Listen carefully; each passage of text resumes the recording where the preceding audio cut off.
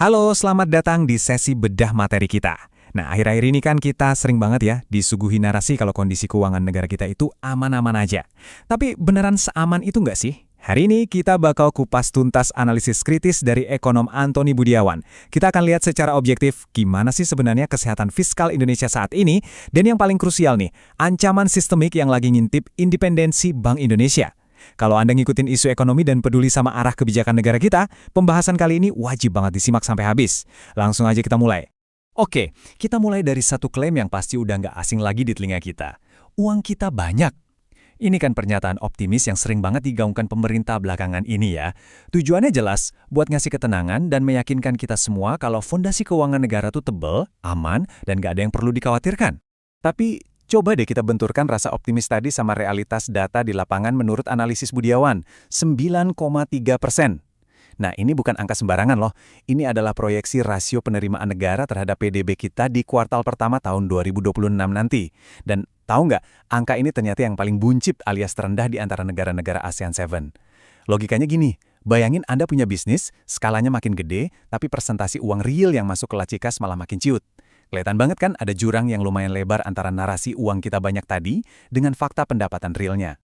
Biar lebih gampang ngurai benang kusut ini, kita bakal membedah isu ini lewat 4 paradoks fiskal dari kacamata Budiawan. Pertama, soal komunikasi versus realitas. Kedua, teka-teki pandabon. Ketiga, isu soal independensi bank sentral. Dan terakhir, bahayanya intervensi pasar. Kita langsung masuk aja ke paradoks yang pertama, yaitu soal gap antara komunikasi publik dan realitas fiskalnya. Nah, data ini tuh ngasih gambaran yang cukup bikin kaget ya. Ternyata, 25,1% atau lebih dari seperempat total penerimaan negara kita itu habis kesedot cuma buat bayar bunga utang.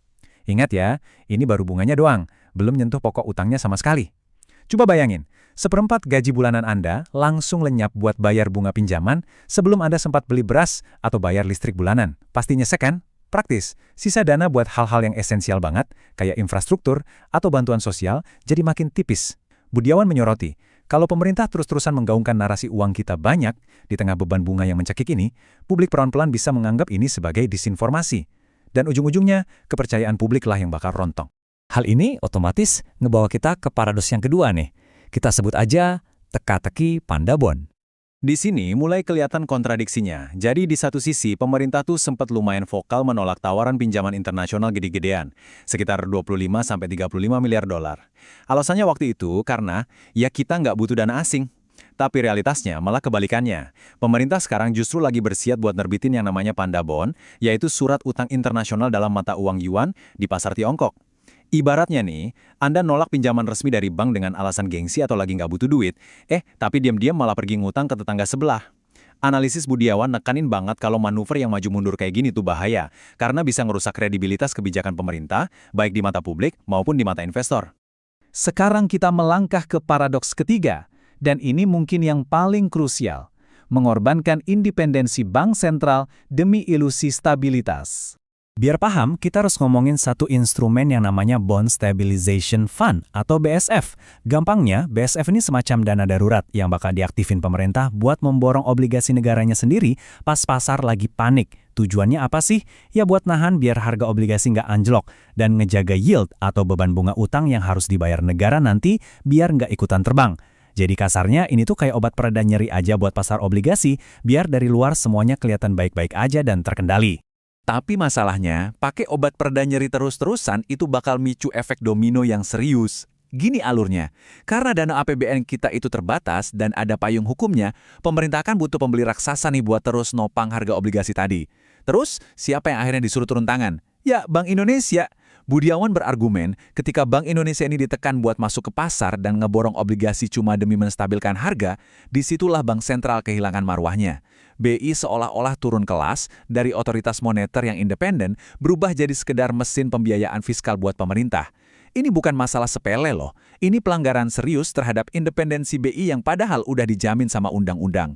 Kalau Bank Sentral sampai tersandar ada menutupin defisit pemerintah, ancamannya jelas, inflasi bisa meledak dan kredibilitas moneter negara kita bakal benar-benar dipertaruhkan.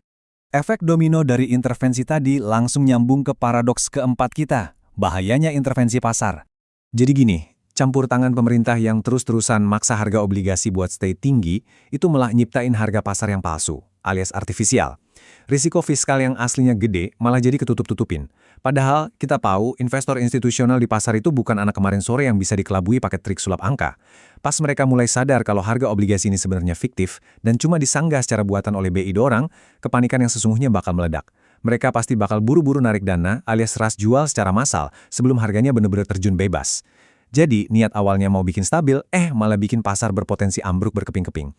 Parahnya lagi, karena yield atau imbal hasilnya sengaja ditekan biar kelihatan rendah, obligasi seri-seri baru yang nanti ditawarin pemerintah malah jadi nggak laku. Ya logis saja, investor mana sih yang mau beli barang mahal tapi ngasih keuntungannya cuma sedikit? Nah, kita udah ngebedah 4 paradoks dari analisis Anthony Budiawan tadi. Mulai dari ilusi komunikasi uang kita banyak, sampai keterungkapnya risiko hilangnya independensi bank sentral kita. Sebagai penutup sesi bedah materi kali ini, saya mau ngajak Anda merenungkan satu pertanyaan fundamental ini. Bisakah sih stabilitas fiskal dan ekonomi suatu negara itu benar-benar bertahan kalau nggak ada komunikasi yang transparan dan bank sentral yang benar-benar independen? Jangan-jangan selama ini kita cuma lagi nyusun rumah kartu raksasa yang bisa langsung rubuh cuma karena guncangan kecil? Coba dipikirin deh. Terima kasih udah ngikutin pembahasan hari ini, dan sampai jumpa di sesi bedah materi kita selanjutnya.